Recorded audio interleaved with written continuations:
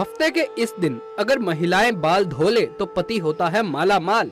साथ ही मैं आपको बताऊंगा कि अगर महिलाएं किसी त्योहार, पूजा पाठ या शुभ मुहूर्त पर बाल ना धो पाए तो क्या उपाय किया जा सकता है। और साथ ही हम जानेंगे कि महिलाओं की किन आदतों की वजह से पति रंक से राजा बन जाता है। तो पूरी जानकारी के लिए वीडियो को अंत तक जरूर देखिएगा। नमस्कार दोस्तों, स्वागत है आप सभी का एक बार फिर से।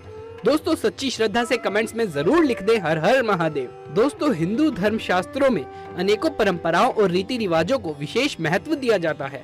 शादी, विवाह और अंतिम संस्कार के अलावा कई ऐसी परंपराएं भारतीय हिंदू समाज में आज भी विद्यमान हैं कि जिनका अनुसरण प्रत्येक भारतीय पुरुष अथवा महिलाएं करती हैं। इसी के अनुसार सुहागन महिलाओं को प्रतिदिन कुछ कार्य करने से पहले शुभ अशुभ का विशेष ध्यान रखना चाहिए। आप तो जानते ही होंगे कि सुहागन महिलाओं द्वारा विशेष दिन के अलावा धर्म शास्त्रों में उनके बाल धोने को निषेध माना गया है।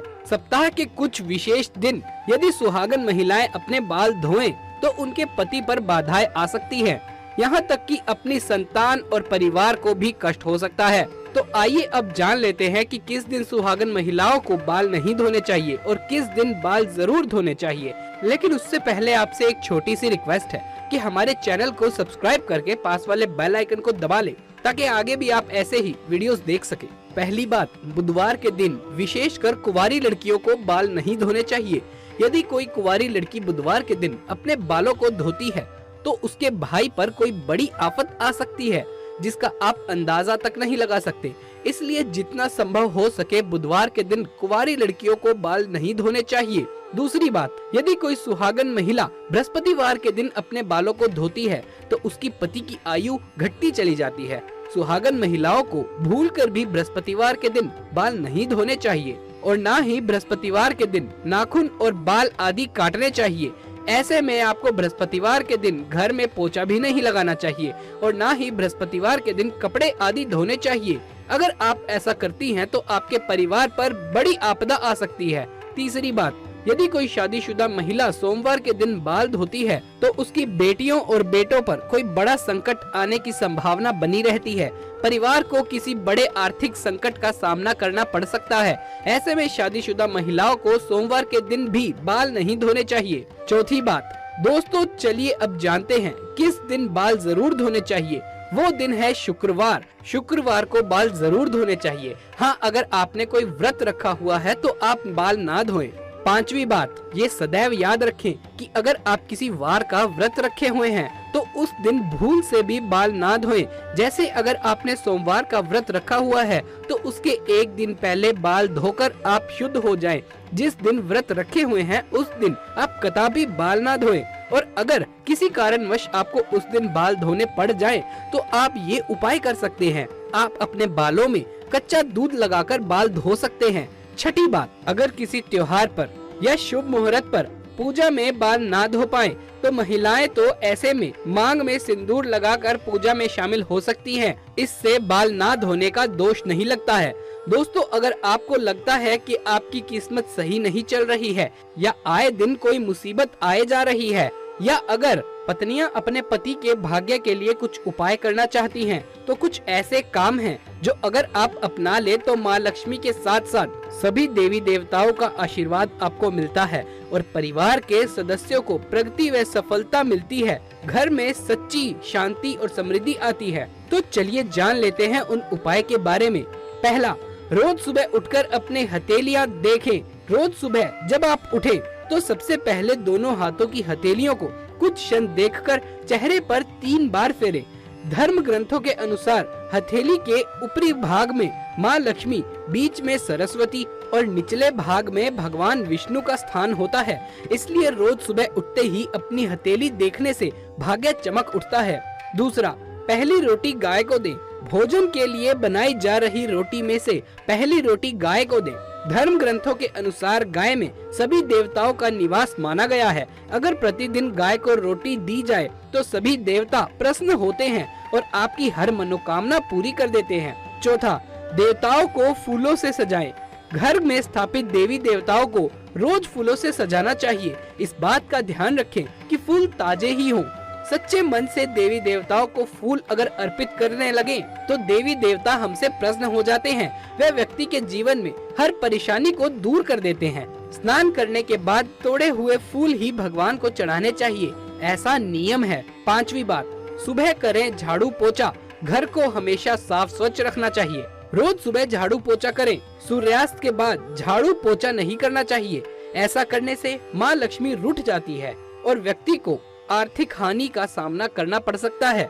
धर्म ग्रंथों के अनुसार जो व्यक्ति सूर्यास्त के बाद झाड़ू पोछा करता है, देवी लक्ष्मी उस घर में निवास नहीं करती और वहाँ से चली जाती है। माता पिता का आशीर्वाद लें। रोज जब आप सुबह उठें तो सबसे पहले अपने माता पिता का और अपने घर के बाकी बड़े बुजुर्गों का आशीर्वाद लेना चाहिए। यदि आप उनके पैर छूकर उनका आशीर्वाद लेते हैं तो ऐसा करने से आपकी कुंडली में स्थित सभी विपरीत ग्रह आपके अनुकूल हो जाते हैं और शुभ फल प्रदान करते हैं। माता पिता के आशीर्वाद से आप पर आने वाला संकट टल जाता है और आपका काम बनता चला जाता है। 6ठी बात, पीपल पर जल चढ़ाएं। रोज सुबह स्नान आदि करने के बाद पीपल के पेड़ पर 1 लोटा जल चढ़ाएं। पीपल में भगवान विष्णु का वास होता है।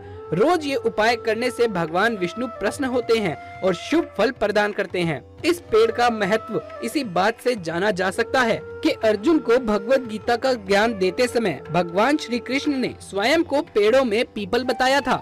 7वीं बात, घर खाली हाथ ना जाएं। बाहर से जब आप घर में आए, घर में प्रवेश करें तब कभी खाली हाथ ना जाएं। घर में हमेशा कुछ न कुछ लेकर प्रवेश करें, चाहे वो पेड़ का पत्ता ही क्यों ना हो। 8वीं बात, पत्नी व बच्चों को खुश रखें।